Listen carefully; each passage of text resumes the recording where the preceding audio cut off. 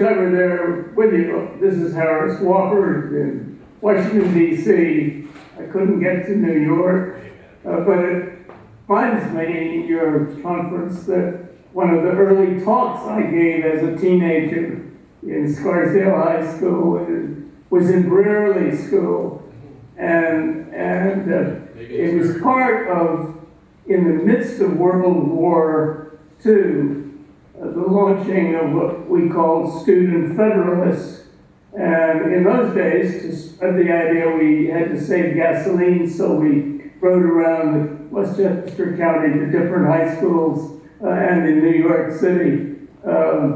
And there's always something new you're going to find, as I do. And for me, Skype is very new. Never seen it in action. It's wonderful looking at you right now. And I hope your generation will pick up the ball, will pick up the torch that a whole range of people had to end war by a limited world government, by a world federation. I was in the Army Air Corps, stationed in Selma, Alabama, believe it or not, waiting to be called to see whether they needed more pilots or navigators for the Pacific War. But it was such a horror, World War II, around the world, that people were dreaming and they were scheming to figure out how to see that it never happens again.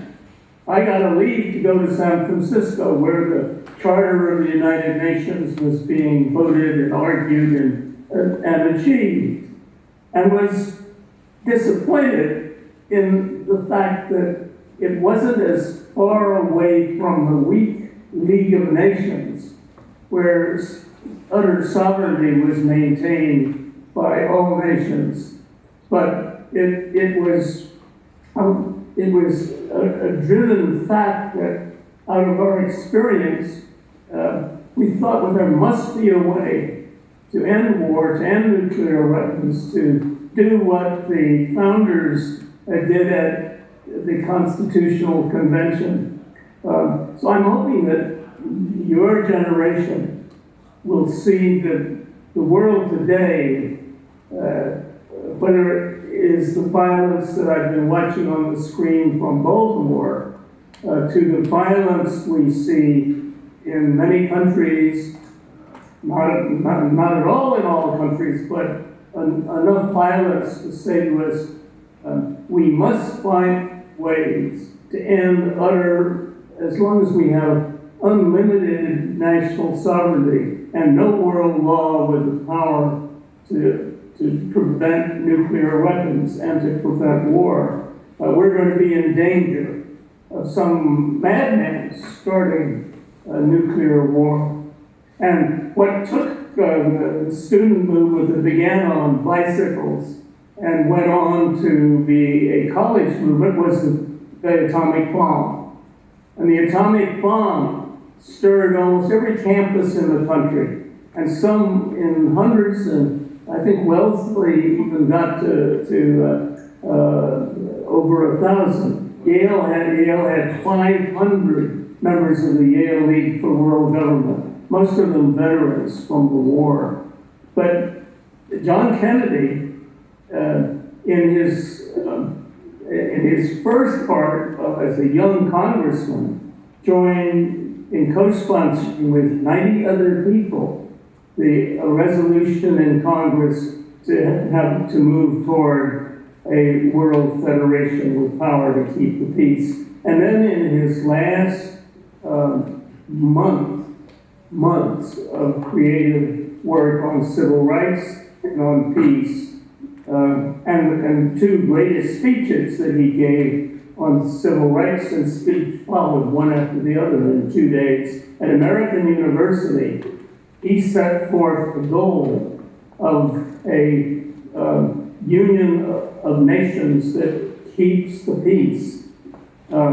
He was focused on nuclear armament and nuclear testing, but he set up the goal that I hope you will consider. And so I would just like to, maybe my time is running out, but I would like to propose that one thing for you to carry back to all of your schools, and that we all should be thinking about, is how can we renew this effort? It was easy to do it when a great war was telling you had to do something to stop this kind of thing. The world is full of that message today, and it's your generation that's coming. I just started my 90s, and I began this when I was 15 and 16-year-old. You have the same opportunity to take the leadership.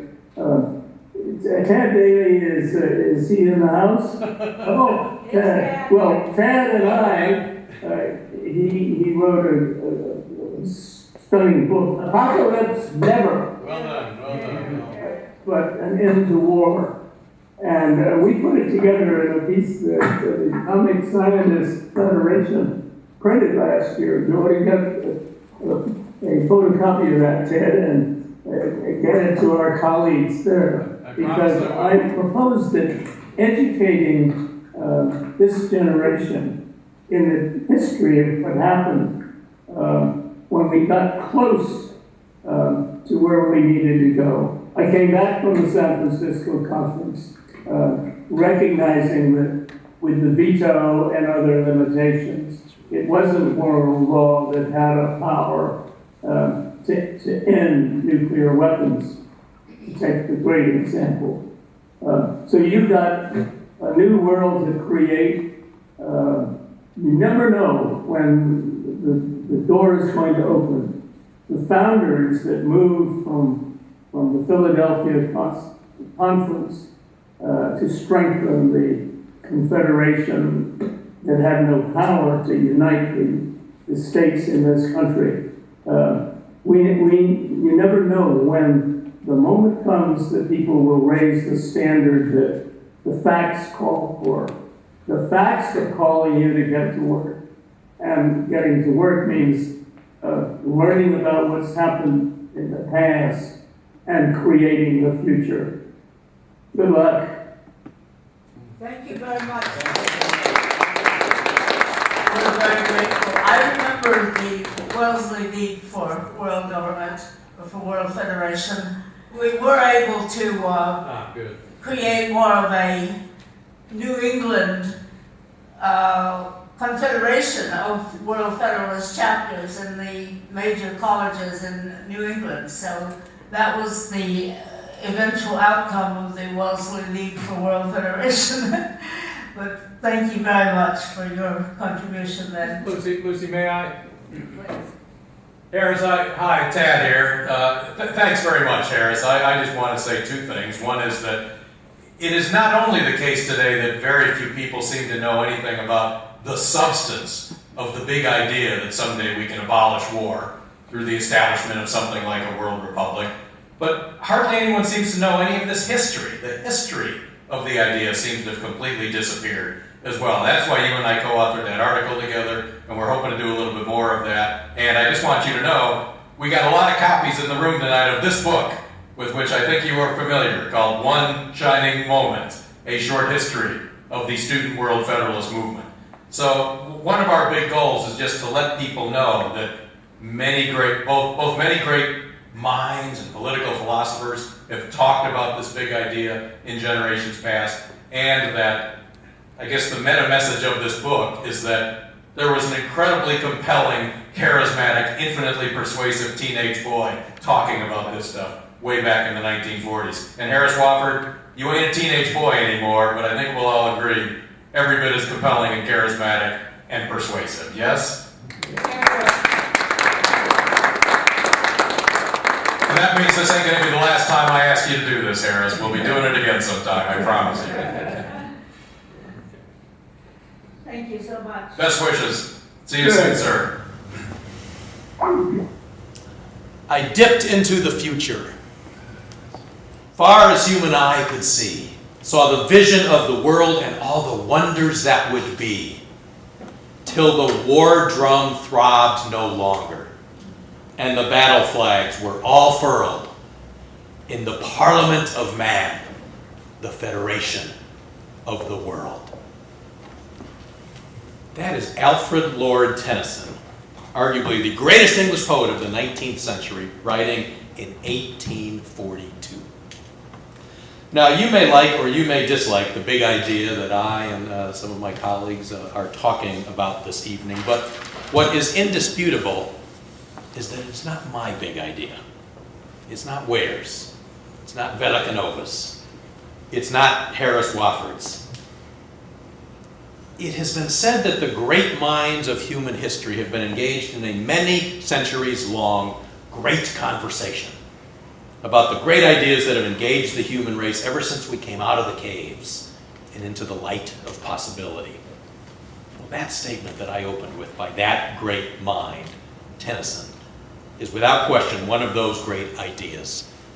It is the ancient vision, originating actually many centuries even before Tennyson, that some distant day something like a parliament of humanity, a federation of the world, a single universal republic can serve as the solution to the problem of war. It is the deep-seated bedrock moral conviction that thou shalt not kill cannot really mean what it means today. Today it means that if you kill a single citizen of your own country, you're called a murderer. But if you kill 100 citizens of some other country on something identified as a battlefield, then you're not called a murderer, but a war hero. They make a movie about you starring the impossibly handsome Bradley Cooper. They call you the most lethal sniper in American history, and then they say, thank you for your service.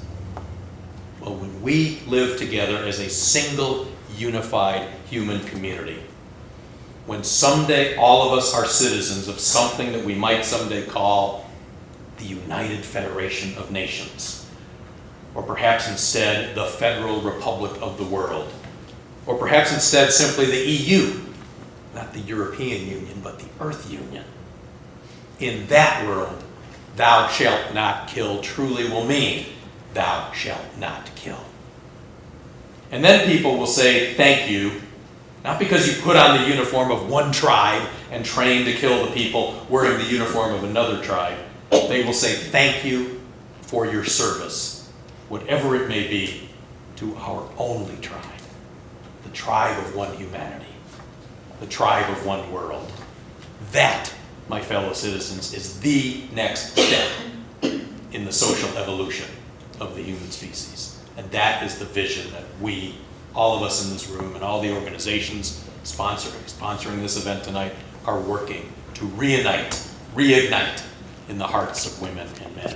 Quote, a day will come when the cannon will be a museum piece, and we will be amazed to think that these things ever existed.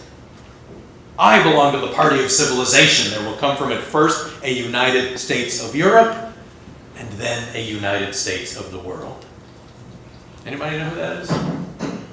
Victor Hugo, another great mind, engaged in a great conversation about this great idea. And what Hugo had to say there, especially at the beginning, is so illuminating, because it makes clear that the ultimate dream is not just to get rid of nuclear weapons, not even just to abolish war, it is also to abolish armies. Permanent standing military forces do not have to be a permanent part of the human condition. Cannons only in museums. And while Lord knows this country, the United States, is not governing itself perfectly today by any means, we seem almost completely paralyzed in confronting some of our greatest challenges. Still, the federal system in the United States provides a pretty good example. Because in the United States, we don't just have our national government, we also have state governments and city governments. Andrew Cuomo and the legislature up there in Albany do real things that really affect the lives of people who live in the state of New York. Bill de Blasio and the city council, I guess 100 blocks south of here, really do real things that really affect the lives of people here in the city of New York. But you know what Cuomo doesn't do? He doesn't take New York State to war against Pennsylvania. And you know what de Blasio doesn't do? He doesn't take New York City to war against Boston. So maybe when the Red Sox are in town. And you know what else they don't do? This is even more important, really, conceptually. They don't maintain military budgets to defend themselves against the possibility of attack from Pennsylvania or from Boston. I mean, you could envision a world here in the American system where the state of New York said, well, things are looking pretty good now, but you never know what those Pennsylvanians might get up to, so we better have a small defense establishment just in case things change down the road to hedge against uncertainty. But that's not the world. The state of New York's defense budget is zero. The city of New York's defense budget is zero. Both war and armies have been completely abolished in the relations between these separate political units. And my friends, there is not a reason in the world why someday we cannot extend that same principle to the whole of humankind. Maintain our separate political communities, govern our internal affairs to a significant extent, but relinquish the right to make war upon our neighbors. And relinquish the need to spend billions and billions of dollars to defend ourselves against the possibility, however remote, that our neighbors might someday make war upon us. That's the vision that we can extend to the whole planet someday. We have to challenge the completely unstated assumption that permanent standing national armies are the only possible course for the future of the human race. I mean, these weapons labs, they're constantly churning out new stuff. I don't think anyone can say what the military toys du jour will be even 10 or 15 years from now, let alone in 2050 or 2099. But everyone, especially where I live in Washington, D.C., this inside the Beltway mentality, the defense intellectuals, they just simply take for granted that whatever emerges from the weapons laboratories, we, our country, have to build simply to keep up with the guy down the street, who's simply keeping up with the guy down the other street, who's simply keeping up with us. A couple of weeks ago, I saw a full-page ad in the Washington Post for something called the Next Generation Fighter Aircraft. F-22 Lightning or something, I can't remember. But it was all about its impressive characteristics and how it's going to maintain our national security well into the 2030s, it said. And then presumably in the year 2035, I'll see another ad for the next generation after that. We need to wake people up and proclaim that our aspiration is to see not a next generation fighter aircraft, but a last generation fighter aircraft. Maybe, like Victor Hugo suggested, we can someday display it in the Smithsonian Air and Space Museum in Washington, D.C., just a few blocks from where I live. Look me up when you're in town. Our dream is that we can make the cannon and the tank and the drone and nuclear submarines and B-2 bombers and the ICBM, all of them someday purely museum pieces. And then we can march together for a glorious future with no nuclear weapons, no war, no armies, one world, a federal republic of Earth, and every human being a citizen of one world. Quote, I am convinced that the great framer will so develop the world that it becomes one nation, so that armies and navies are no longer necessary. You know who said that? George Grant. Good. Say again, Ham? Grant. Very good, young man. Very good. Yes, I think you served in Grant's army, didn't you, Ham? I'm reading you. Ah, that's right. You're quoting me. Yes, it is Ulysses S. Grant. Think about that next time you go to visit Grant's tomb. Yeah, I need to dig up that quote and find out what it's about. It wasn't just something he said flippantly at some point. It's part of his second inaugural address. 1873, Grant says that. One nation, armies and navies are no longer necessary. And you know what? I dare say Ulysses S. Grant knew a little bit more about navies and armies than me, and probably than you. That's another, I think it's fair to say, great mind engaged in a great conversation about this great idea. Now, it is not just the case that, you heard me say this to Harris when I was saying goodbye to him. And wasn't that cool, just having, he's 89 years old, you guys, and he is still articulating the same vision of one world that I'm trying to elaborate a little bit more. I am just elated that he has reemerged as a voice about the human future. Mark, you missed that. We had Harris Wofford give us a wonderful, compelling vision of the human future by Skype. But we're going to do it again. But as you heard me say when I was saying goodbye to Harris, it's not just that this substantive idea that we're talking about today of a world republic is almost completely known. It's also that the history has almost completely disappeared. I almost never meet anyone who really knows that this is one of the big ideas in human history. Tennyson, I've quoted Hugo, I've quoted Grant, I've quoted Winston Churchill, H.G. Wells, Kant, Rousseau, Erasmus, Jeremy Bentham, William Penn. I bet you didn't know that, did you? Maybe that's why the Pennsylvanians aren't coming over the hill. And even, it goes back at least as far as Dante. In 1310, wrote a little book called simply On Monarchy, that articulated the idea that a universal world authority was the way, the one and only way, to bring about the end of the constant, ever-present, never-ending war that he saw in his era and in all eras. 1310. This is one of the most ancient, great ideas in the history of the human race. And then, 630 years later, I did the math very precisely, in the 1940s, in the aftermath, and again, you heard Harris talk about this more eloquently than I ever will, in the aftermath of both the most horrifying war in which the human race had ever engaged, and a war that ended with the invention of the most diabolical weapon ever to spring from the minds of women and men. Something, I think it's fair to say, completely unprecedented happened. The idea of abolishing war through the establishment of a world republic expanded beyond the realm of political philosophers and really became a movement. A genuine, full-blooded, worldwide political and social movement. It was short-lived, but it proclaimed that a world republic was the only possible solution to the new problem of nuclear weapons and the ancient problem of war itself. And Alan, I say this to Alan because I know Alan through the world of nuclear disarmament professionals and activists and advocates.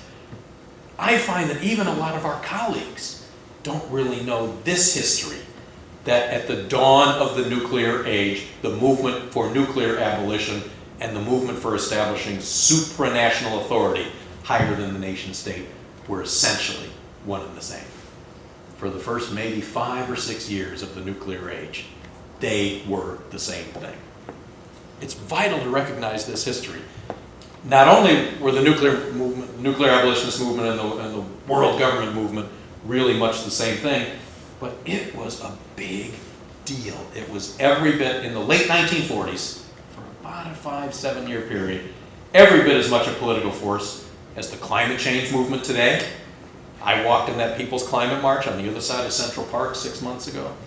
It was every bit as big as the civil rights and anti-Vietnam War movements in the 1960s, or even something like the women's suffrage movement in the first few decades, first couple decades of the 20th century. And that history is just completely unknown today. It's really one of my crusades, is that I just want people to know that serious people have seriously talked about this serious idea about the human future. Let me give you a couple examples. It's 1947, and the Chancellor of the University of Chicago, Robert Maynard Hutchins, convenes a group of some of the most eminent academics of the day, Harvard, Stanford, Princeton, St. John's College, and designated them the Committee to Frame a World Constitution. How cool is that? I mean, just what an audacious undertaking, right? And you know what University of Chicago undergraduate served that group as a research assistant? Anybody know? Harris Wofford. No, Morton Radler was a grown-up. He was one of the key members of the committee, and very good. You know this history. Hardly any people do. Yes, young Wofford served as a research assistant. He was an undergraduate at the University of Chicago. 2 years later, and I guess Harris, again, talked a little bit about this, and Galen, did we bring any articles, or did we not do that? The Wofford Daily article? I might. No, we don't. Okay, I might have a few in my bag here. Sorry, to yeah, but fair enough. Let me just share this, that it's 1949. Nobody knows this. A joint resolution in the U.S. Congress maintained that, please listen to this, you won't believe your ears. Quote, a fundamental objective of the foreign policy of the United States should be to strengthen the United Nations and to seek its development into a world federation. The same phrase as Tennyson, a federation of the world. That congressional resolution was co-sponsored by 91 members of the House of Representatives, nearly a quarter, and 21 U.S. senators, again, nearly a quarter, including a young Republican congressman named Gerald Ford and a young Democratic congressman named John F. Kennedy. Isn't that astonishing?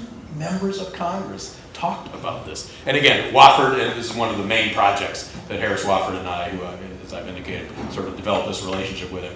So I have a few copies.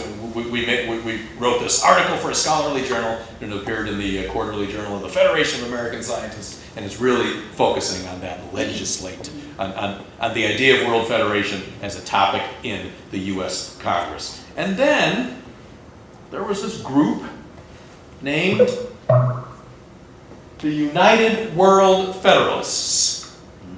Just in the United States, it had established 720 chapters and enlisted nearly 50,000 members before the end of the decade, before the end of the 1940s. Their president was a bright, young, 30-something man named Alan Cranston. You know what he went on to do? Serve as a 4-term U.S. Senator from California and my boss 15 years ago, up until the day he died.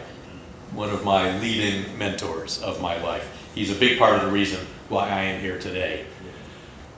And though I am simplifying the story a little bit here, when bright young man Cranston served as president of the United World Federalists, you know what bright young teenager served as head of the student division, the student branch? Harris Wofford. Harris Wofford. They called themselves the Student Federalists. They had 350 chapters on American high school and college campuses, and one of those chapters was apparently right here at the Brearley School. If we had any students from Brearley here in the audience, I would say, wouldn't that be a cool senior honors project? Dig into the school archives and find out about the Brearley girls 70 years ago who joined the Student Federalists and set out to abolish war. Now, for those of you who don't know, the UWF, the United World Federalists, changed its name a couple of times in the ensuing years, but it still exists. It will celebrate its 70th anniversary in a couple of years, and its name today is Citizens for Global Solutions. And that's one of the co-sponsors of this event tonight is that, right, the New York chapter of Citizens for Global Solutions. And they, along with the World Federalist Movement and our small group, the Center for War Peace Studies, are doing our best to revive this vision, to revive this dream. And I'm really getting close to closing here. But I do want to say that putting on an event like this is a heck of a lot of work, and I really want to single out 3 ladies in particular, and I guess 2 of them didn't manage to make it tonight, but I just want to mention them. One is this woman, Marianne Gibson, and the other is Ruth Zinar. I think many of the people in this room know them, and they're older ladies who've been not only worked hard to make this happen, but have been carrying the torch of enduring world peace through the world rule of law for many, many decades. And the other is Lucy Webster.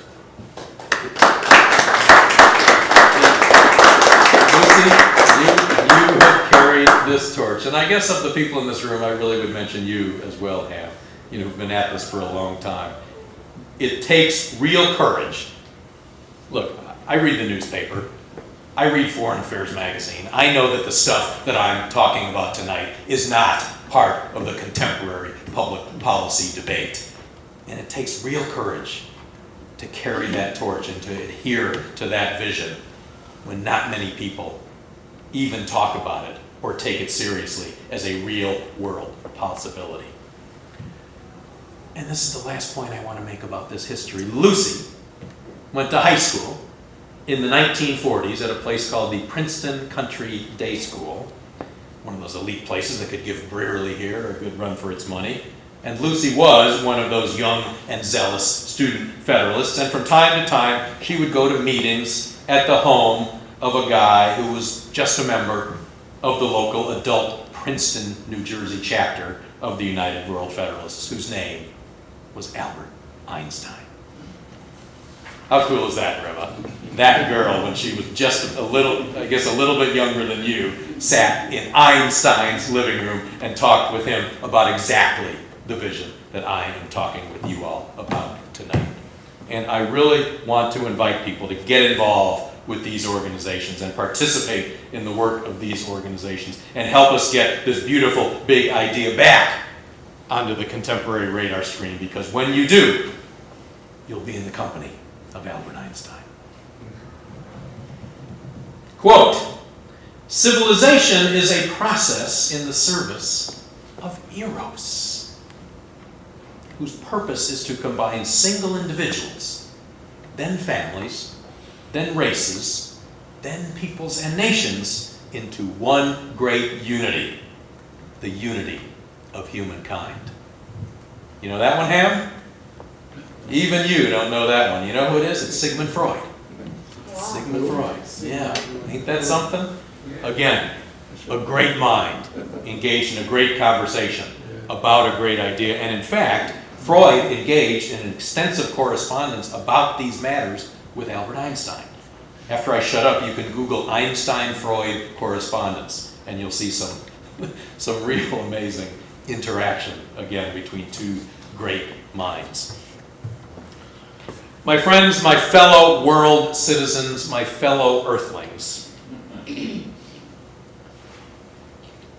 I believe it is possible, far from certain, but far from impossible, that in the year 2099, the very end of the present century, the historians of that day will look back and they'll say the great story of the 21st century was three things. First, the fusion of our many national patriotisms. This is really what you talked about, Rima, into a larger loyalty and allegiance to humanity. If you look at the big picture, if you look at the direction of human history, if you peer just over the horizon, it's coming. I think it's coming. Because this is the answer to so much of what haunts the human condition. This is the future waiting to be born. No matter how often people may condescendingly dismiss me as utopian or naive or not politically realistic, believe me, I get that a lot in Washington, D.C. I just believe right down to my bones that this is the destiny of humankind. It's the history waiting to be born. And I now will leave you with arguably the greatest American poet. I opened with arguably the greatest English poet of the 19th century. This man is arguably the greatest American poet of the 20th century, Carl Sandburg, who happens to be an alum of my own alma mater, Knox College in Galesburg, Illinois. We're very proud of that. Quote, "Man will never write, they said, before the alphabet came, and man at last began to write. Man will never fly, they said, before the planes and blimps zoomed and purred in arcs, winding their circles around the globe. Man will never make the United States of the world. No, you are going too far when you talk about one world flag for the great family of nations." They say that now, said Carl Sandburg. They say that now. And we all thank you very much for welcoming us tonight.